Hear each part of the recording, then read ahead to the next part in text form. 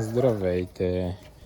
На 5 май гледаме крушата етруска, колко обилно е фърлила. И съответно, това е калемче на 2 години. Започваме да прореждаме.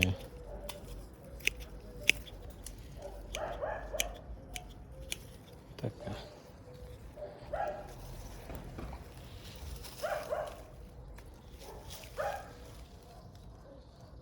Има много плодове.